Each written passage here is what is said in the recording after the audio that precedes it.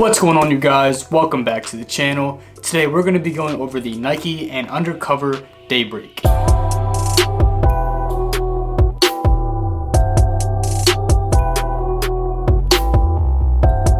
Founded by Jun Takahashi, Undercover is a Japanese fashion brand that mixes punk and American streetwear. Takahashi was also very influenced by the Sex Pistols, which is a British punk band, and that's where Undercover gets its inspiration from. Now, the first time the world got a look at this sneaker was last year during Paris Fashion Week. Now, Nike and Undercover are no strangers when it comes to collabing. Before this one, they released the Nike React Element 87, and if you know about sneakers, then you know how coveted those are, especially that bone colorway. I definitely want to get my hands on that, but resale is just not really something I want to pay, so I'll just wait until it goes down a little bit, but those will be a definite cop. But their latest collaboration, these right here, this is the 1979 Nike Tailwind. Undercover gave it a more futuristic look. Now, I'm not too sure why, but these really remind me of the Nike and Sakai waffles that dropped not too long ago. I feel like it has that same vibe to it. Now, Nike came out with this black pair, and they also came out with the blue. Later this year, we're looking to see a yellow colorway, which is definitely my favorite out of the two. Anyway, let's go ahead and get into the details about this sneaker. So these Nikes have the Undercover branding on the Speckled Midsole,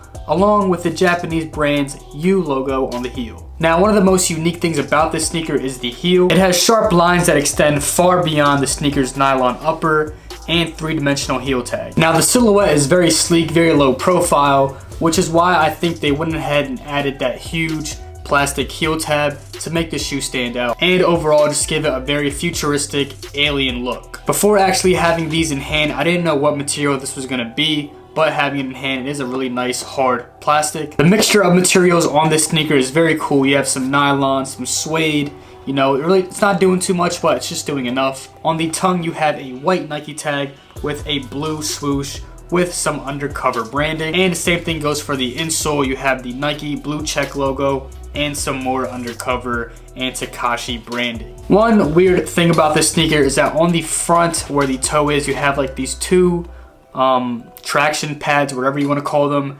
I don't know why they're there. It's like a little bumper, but you know, it's just something I noticed. I think they just did an amazing job with this colorway and the silhouette. Anyway, let's go ahead and get that on feet look for you guys.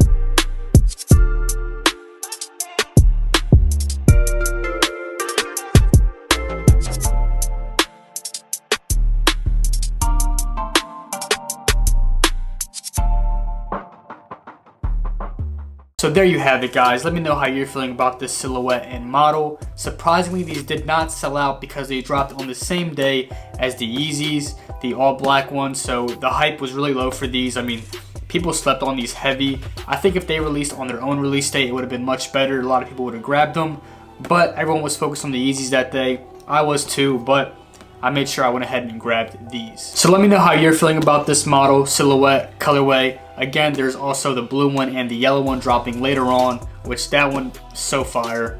But this one right here, super dope. Definitely happy to have this one in my collection. So let me know, are you guys gonna cop it? Are you gonna drop it? Anyway, guys, that's it for me. Hope you guys enjoyed this video. If you did, go ahead and leave a like on it. Subscribe to the channel if you're not already, and I will see you in the next one.